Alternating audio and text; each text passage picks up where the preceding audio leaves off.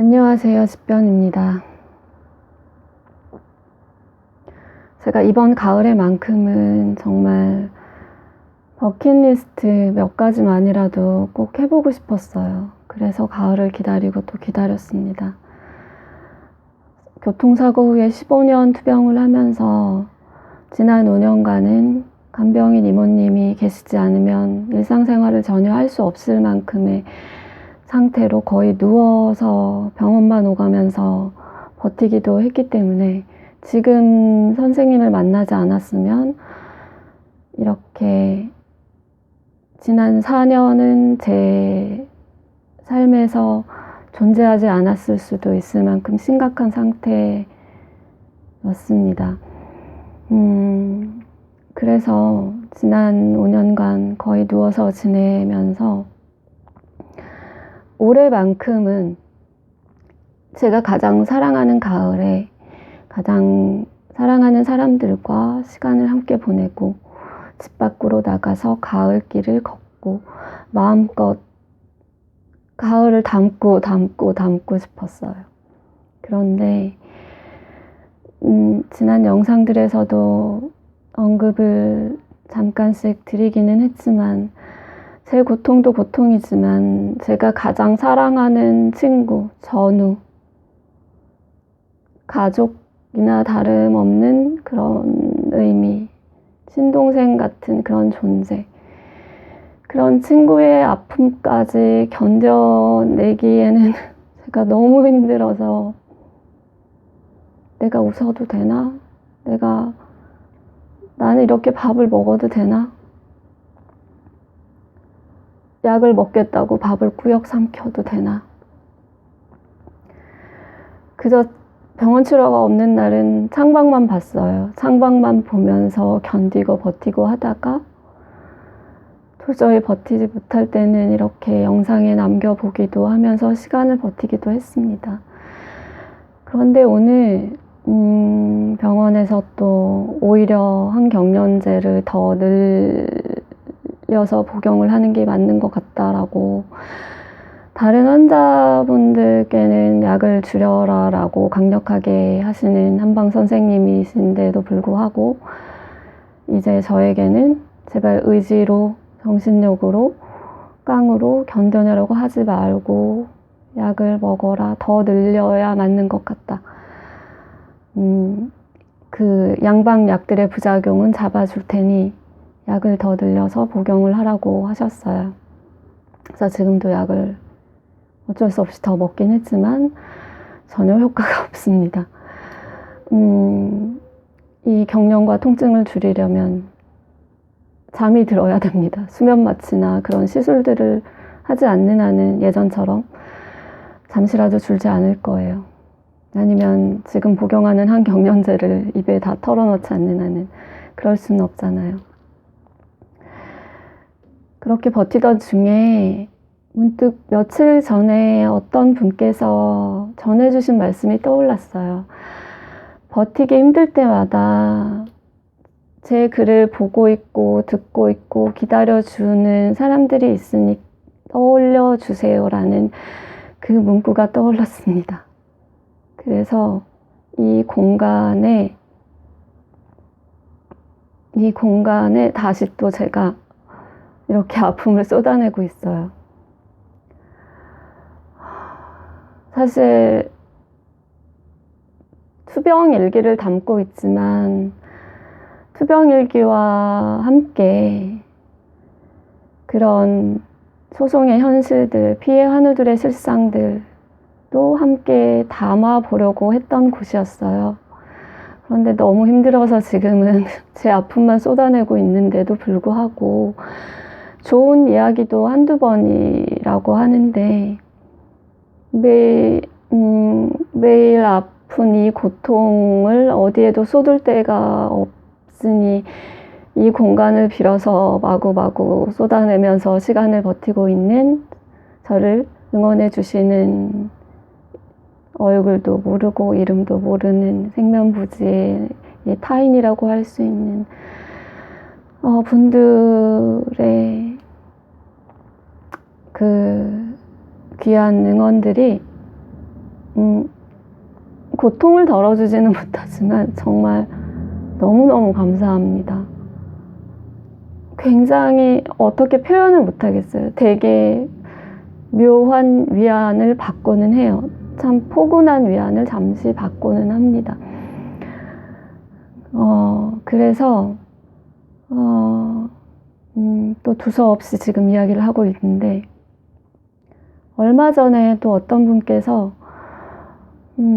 교통사고로 고통을 받고 있는데 합의를 이번 달 내에 볼 예정이라고 아픔을 토로하신 분이 계셨어요. 그 글도 떠올라서 제가 교통사고가 났을 때 뭐 산업재해 의료사고 포함해서 그런 사고 후에 합의를 봐야 될지 아니면 소송을 해야 될지 굉장히 막막하잖아요. 굉장히 두렵고 저 역시 그러했고요. 그러신 분들이 굉장히 많으실 텐데 합의를 절대 쉽게 보시지 마세요. 그러시면 안 됩니다. 한 번뿐인 인생이고 그 고통은 아무도 몰라줍니다. 피해 환자분들이 호소하시는 이야기들을 들어보면 구체적인 에피소드들은 각자 조금씩 당연히 다르죠. 하지만 모든 분들께서 정확히 같은 지점의 그 문제점들, 고통들, 그런 것들을 지적하시고 호소를 하세요. 즉, 소송의 현실이 안타깝게도 너무 불합리하게 돌아가고 있다는 사실을 반증하기도 하는 것이죠. 그래서 제 이야기부터 시작해 볼게요. 다른 환우분들의 사례와 재판 이야기들은 추후에 세계적으로 좀 들려드리고 제 이야기부터 시작해 보겠습니다. 2007년 2월에 택시 사고가 났습니다. 택시 승객이었습니다. 사람들이 흔히 말하는 폐차가 될 만큼의 그런 큰 사고는 아니었어요. 차를 기준으로 해서 큰 사고가 아니었지, 사람을 기준으로 하면 저에게는 인생을 뒤흔들어 놓은, 인생이 뒤바뀐 엄청난 사고였던 거죠. 그때 입원을 했는데 초기의 진단명들은 흔히들 예상하실 수 있는 경추, 요부 염좌, 자발성 좌상, 뇌진탕 증후군, 그리고 그 추후에 간대성 근경련, 신경병증 통증, 이런 진단들을 받았습니다. 사고 후에 통증뿐만 아니라 제가 그때 앞좌석에 부딪히면서 갈비뼈를 부딪혔습니다. 그런데 경련이 시작이 됐어요. 그 경련이 근육이 떨리는 것이 아니라 움찔움찔하는 양상의 경련이었어요. 처음에는 사고 충격으로 근육이 놀랍겠거나 생각을 했습니다. 그런데 이 경련이 점점 심해지기 시작했어요. 사고 2년째가 됐습니다. 그 안에 치료들은 마약 진통제들, 몰핀, 펜타닐, 두료대식 패치, 마약 패치, 그런 마약성 진통제들이랑 경련이 너무 심했기 때문에 항경련제, 그리고 각종 시술들을 받았습니다. 그런데 약이라는 것이, 특히 중추신경계에 작용하는 약들은 결국에는 필요악으로 독이 되어서 제 몸으로 돌아와서 몸을 망가뜨리게 됩니다. 그 이야기는 또 추후에 들려드릴게요. 어쨌든 사고 후에 2년이 지나자 보험회사 직원들이 병원 앞으로 찾아왔습니다. 제가 합의를 보지 않았거든요. 고통이 사고 후에 경련이 이렇게 끔찍하게 생기고 통증이 생겼는데 어떻게 합의를 볼 수가 있겠어요. 그래서 저는 합의를 안 했어요. 그런데 일방적으로 지불 보증을 끊었고 찾아와서 보험회사 직원들이 이렇게 말을 하더라고요. 자, 보험회사 직원입니다. 이제 합의 보시죠. 2년 동안이나 치료비 지불 보증 해드렸고 이런 케이스는 저희가 본 적이 없어요. 그러니까 이제 합의 보시는 게 어떨까요? 그래서 제가 말씀을 드렸습니다. 통증은 사기 환자들도 많다고 들었고 보상을 노리는 과장 환자들도 많다고 들었어요. 그래서 보험회사 직원분들 당신들께서 의심을 할 수도 있고 그렇다고 하더라도 통증은 주관적인 평가라고 해서 제가 거짓말을 할 수 있다고 하더라도 설령 제가 잠깐만 일어나서 경련을 보여드릴게요. 처음으로 보여드리는데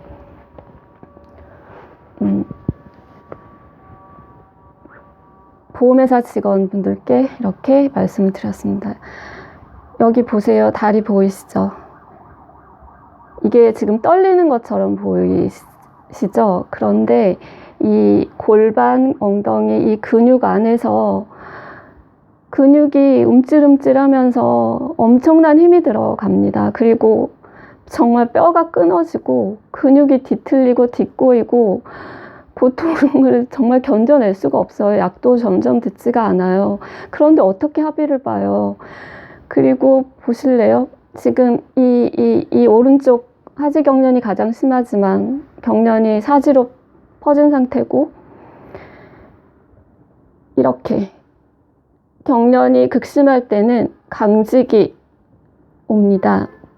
그러면 이렇게 발목이나 발, 온 근육이 뒤틀려서 강직이 심할 때 만져보면 그냥 나무 토막 같아요. 힘이 정말 100% 들어가 있는 상태라고 보시면 돼요. 그래서 이렇게 막 뒤틀리는 고통. 그러니까 이런 식이죠.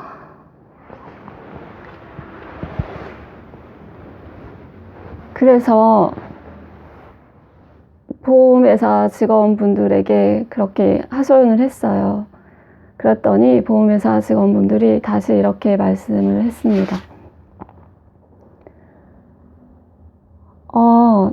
떨리기는 하네요. 그런데 이게 사고 때문인지 뭐 어떻게 알 것이며 그리고 2년이나 치료했으면 됐지.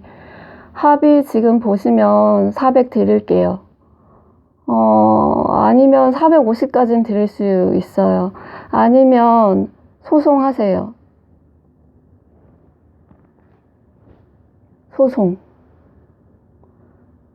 소송을 하랍니다.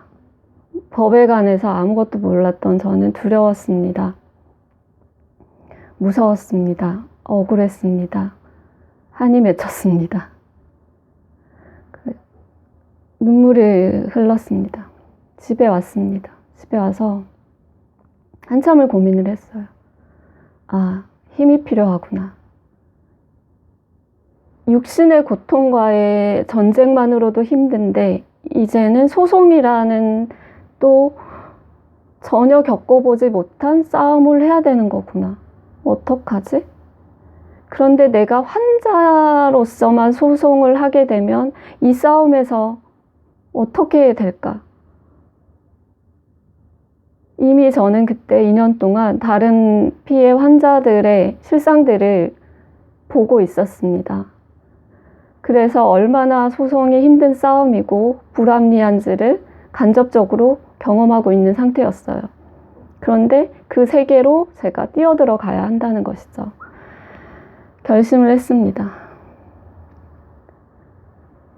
당장 견디기도 힘든 고통이었지만 물론 지금보다는 그때 상태가 훨씬 양호했죠. 하지만 그 당시에는 그때의 고통이 죽음의 고통이었습니다.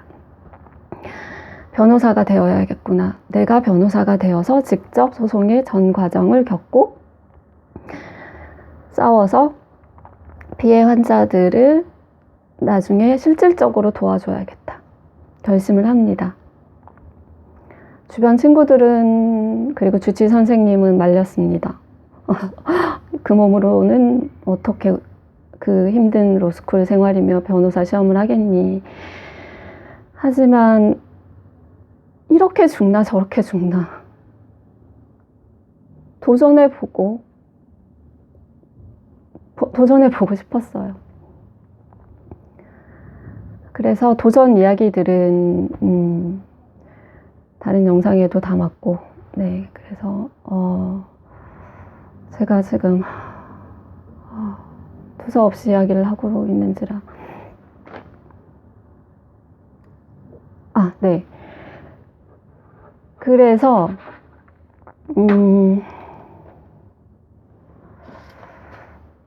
아무래도 제가 지금 보여드린 이 고통들을 겪고 있는 환우분들은 어디에도 목소리를 낼 수가 없어요. 밖으로 목소리를 낼 수가 없고 너무나도 고통스러운 전쟁을 치르고 있기 때문에, 그리고 무엇보다도 고통의 전문가는 의사도 변호사도 판사도 아닙니다. 바로 환자입니다. 고통을 직접 겪고 있는 환자입니다. 그런데 환자들의 목소리, 피해 환자들의 목소리, 절규, 외침은 소송에 반영되지를 않아요. 저는 그게 너무 상식적으로도 말이 안 되는 일이잖아요.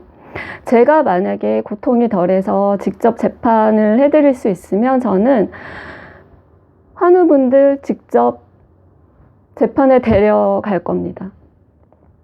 하지만 환우분들은 재판에 나가지 않습니다. 민사소송 재판에 나가는 케이스가 없다고 보시면 돼요. 저는 제가 소송을 했기 때문에 환자이자 변호사로서, 소송 당사자로서 법정에 가서 제 고통을 보여드리고 할 말을 다 하고 법정에 누워서 경련도 보여드리고, 네, 한이라도 풀려고 그렇게 했지만, 다른 환우분들은 변호사에게 의뢰를 하잖아요. 다른 변호사님들이 저보다 실력들은 다 좋으시죠. 하지만 이 고통에 있어서만큼은, 이 소송에 있어서만큼은 환우분들의 그 고통과 환우분들이 소송 과정에서 겪는 신체 감정부터 겪어보지를 못했는데 어떻게 그 불합리한 그 현실들을 공감을 하실 수 있겠어요. 정말 마음이 따뜻하신 분이더라도 이해하기 쉽지 않을 거예요. 그래서 너무 안타깝습니다. 그래서 어쨌든 신경병증 통증이라고 제가 말씀드렸죠. 그게 어떤 고통이냐면, 이건 제가 좀 자료를 읽어드릴게요. 신경병증 통증은 말초 신경계 및 중추 신경계 손상이나 신경 전달 체계 이상의 원인이 있는 바, 사지와 전신에 칼로 베거나 송곳으로 뼈와 살을 후비거나 톱으로 자르는 듯한 통증, 화끈거리거나 전류가 흐르는 듯한 통증 등 다양한 유형의 통증들의 반복으로 일상생활마저 불가능할 정도의 상황에 이르는 희귀난치 질환이다. 중약하고 최근 언론 등을 통해 마약에 의존하거나 마약도 듣지 않는 통증으로 생활 자체가 불가능한 질환으로 알려진 복합부위 통증 증후군, CRPS 등을 예로 들 수 있다. 저의 경우는, 통증의 경우는 신경병증 통증으로 그 통증의 이 근경련에 수반하는 통증과 구분이 쉽지 않고 CRPS의 기전과는 다른 양상을 보이는 그런 신경병증 통증으로 진단을 받았습니다. 그리고 그 다음으로 간대성 근경련의 경우에는 사실 제가 재판할 때도 어디에서도 자료를 구할 수가 없었어요. 의학 논문도 별로 없었어요. 그래서 그때 재판 당시에 미국 판례, 미국 행정소송 판례 등, 그리고 미국 의학 서적 등을 찾아서 그 인과관계를 입증을 해냈습니다. 간대성 근경련에 대해서 좀 알려드리자면, 근육이 단순히 떨리는 것이 아니라 근육의 수축으로 인한 움찔거림으로 근육이 뒤틀리고 뼈가 끊어지는 듯한 심각한 고통을 이야기하는 병이다. 미국 의학 서적에는 간대성 근경련이 다음과 같이 명시되어 있다. 미국 의학 서적에 명시되어 있는 그 한 문장을 제가 직역을 해드리면, 비록 이 간대성 근경련증이 당장은 생명을 위협하는 상태를 야기하지는 않을지라도 이 병은 굉장히 심각하고 치명적으로 사람을 쇠약하게 만드는 병이다. 그래서 저도 영구장애 진단은 받았습니다. 그리고 제가 재판 때 또 인용한 문구를 읽어드려 보자면, 이러한 희귀난치 질환들의 경우에 장기 투병으로 이어지면서 병증의 악화와 그에 따른 후유장애, 기능장애 및 합병증과 약물 부작용 또한 심각하다.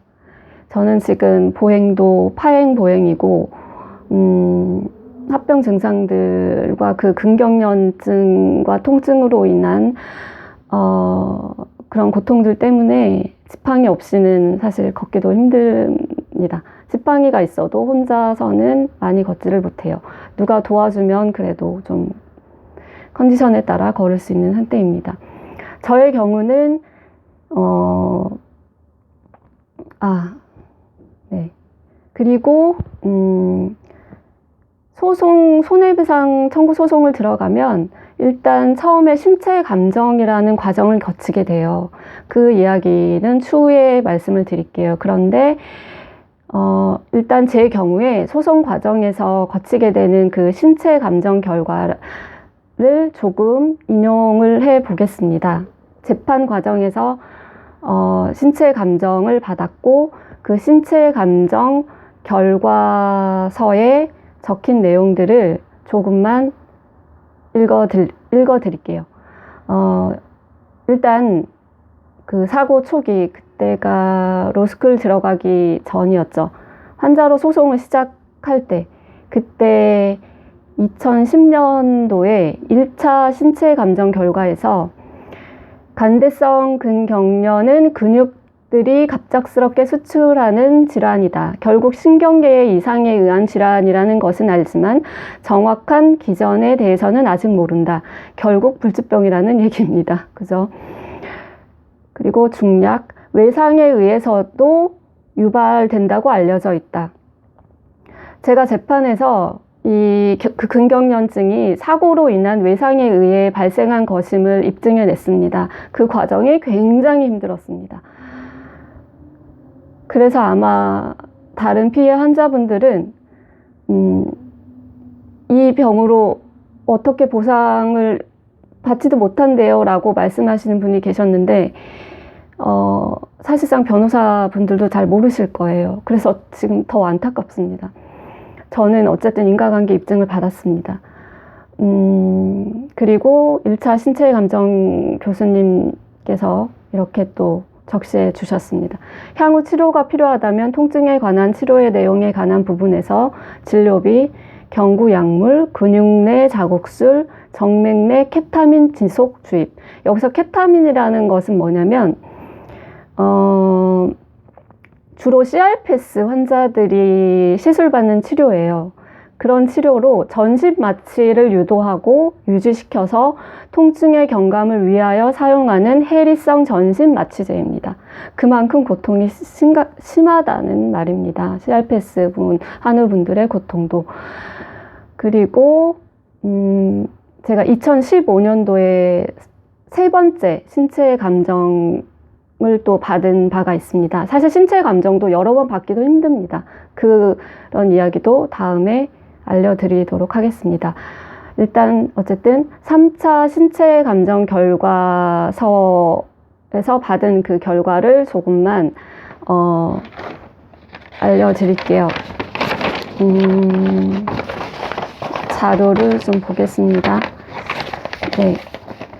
2015년 3월 마취 통증의학과 신체 감정 결과 및 추가 감정사항 회신 내용. 1번 부상 및 그동안의 치료 경과. 사고 이후 다발성의 심한 통증과 지속적인 간대성 근경련이 발생하여 지속적인 치료에도 불구하고 시간이 지나면서 증상 호전 없이 오히려 통증과 근경련이 확산되는 양상을 보였고, 약물 치료가 이루어졌으나 약물의 효과가 제한적이고 여러 약물 부작용이 발생해 치료에 어려움이 있었음.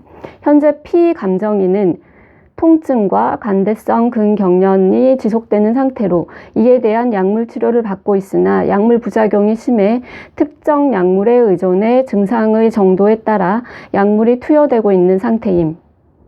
이 증상, 신체 감정을 위해 내원한 당시 피감정인은 양측 팔, 다리의 통증과 경련을 주로 호소하였음. 통증은 끊어지는 것 같은 지속적인 극심한 통증. 통증을 나타내는 수치가 있어요. 하나도 안 아프다 0, 죽을 만큼 아프다 10, 거의 10에서 왔다 갔다 하는 정도였습니다. 극심한 통증 10으로 근육과 뼈까지 아프다고 표현하는 심부 통증이었음. 즉 깊은 곳, 뼛속 깊은 곳까지 통증이 느껴지는 그런 극심한 통증이었음. 그리고 세 번째, 인과관계. 재판에선 이게 굉장히 중요합니다. 사고와의 인과관계가 굉장히 중요하기 때문에 의사가, 신체 감정을 담당하는 의사가 인과관계를 써주느냐 안 써주느냐가 정말 중요합니다. 3. 인과관계. 사고 전 피감정인은 통증과 간대성 근경련증 병력이 없었고 사고 후에 증상이 발생해 지속되고 있어 비록 유사한 사고로 인한 통상적인 증상을 보이지는 않지만 그 인과관계는 명확한 것으로 판단함. 그래서 정말로 싸우기 힘들었다는 것입니다. 저는 재판만 10년을 했습니다. 4번, 후유증. 간대성 근경련과 이에 수반하는 통증은 후유증으로 남게 될 가능성이 클 것으로 보임. 현재 사고 후 9년이 지난 상태로 2015년 당시입니다. 9년이 지난 상태로 증상이 지속되고 있어 증상이 고정된 것으로 판단되며 현 시점에서는 증상이 영구적으로 지속될 가능성이 클 것으로 보임. 지금이 2021년도이니까 6년이 지난 지금 훨씬 더 심각하죠. 그 안에 2016년도에 제가 변호사 시험에 합격을 했는데 그러자마자 거동도 무너졌었고 죽음의 위기까지 찾아왔었습니다. 어쨌든 후유증에 관해서 더 읽어보자면 간대성 근경련증과 통증으로 인해 이상운동, 근육 경련 및 통증, 강직이 지속될 것으로 판단됨. 운동 기능 장애는 근경련과 관련된 장애가 주될 것으로 판단됨. 그리고 신경병증성 통증과 이 간대성 근경련증의 중복 장애 여부에 대해서 감정의들이 써준 소견이 있습니다. 그런데 이 부분은 재판에서 인정이 되지 못했어요. 피감정인의 신경병증성 통증과 간대성 근경련증의 중복 장애 여부에 대하여 세브란스 병원 신경외과와 어느 병원 마취통증의학과에서 실시한 신체 감정에서 감정 의사들은 중복 장애를 인정하였습니다. 세브란스 병원에서 사실조회 결과 통증에 대한 장애율과 간대성 근경련에 의한 장애율을 중복 장애로 계산하여 판정하면 될 것임이라고 중복 장애를 인정해 주었습니다. 그리고 마취통증의학과에서도 그 중복 장애를 인정해 주었었는데 재판에서는 인정이 되지 않아서 사실 제가 항소를 하고 재판을 포기를 했어요. 왜냐하면 상태가 너무 죽음의 몸 상태였고 상고까지 가다가는 제 목숨이 먼저 갈 위기에 처해 있었기 때문에 죽어서도 눈을 못 감겠지만 포기를 했었습니다. 원래 목표는 상고까지 가서 상고, 3심, 대법원까지 가서 선례를 남기는 것이 목표였습니다. 다른 환우분들을 위해서. 그렇지만 선례를 남긴다는 것은 정말 계란으로 바위치기거든요. 재판장님들이 쉽게 선례를 남기지 않죠. 부담스러우니까.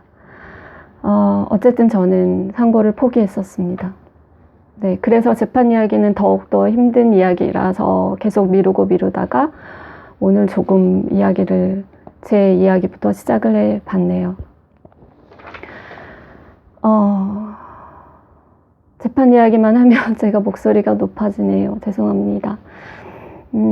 다른 피해 환자분들의 그 고통 이야기들까지 제 가슴에 맺혀 있기 때문에 그런 것 같아요. 오늘 어쩌다 보니까 30분 동안 또 하고 싶은 이야기들을 이렇게 마음껏 했어요.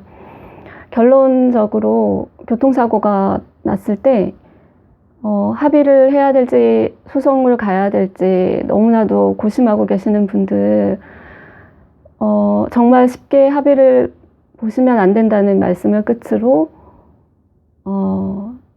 오늘은 이야기를 마무리를 할게요.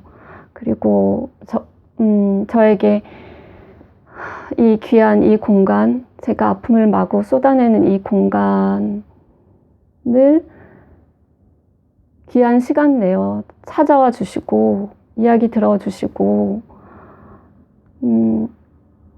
따스한 격려, 응원해 주시는 분들, 모든 분들께 정말 진심으로 다시 한번 감사드립니다. 제가 앞으로도 또 고통 이야기 마구마구 투병일기로 쏟아낼지도 모르겠어요.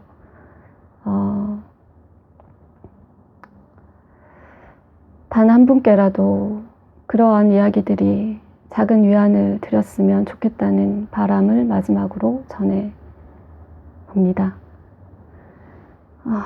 감사합니다. 집변이었습니다. 여러분 건강하세요. 감사합니다.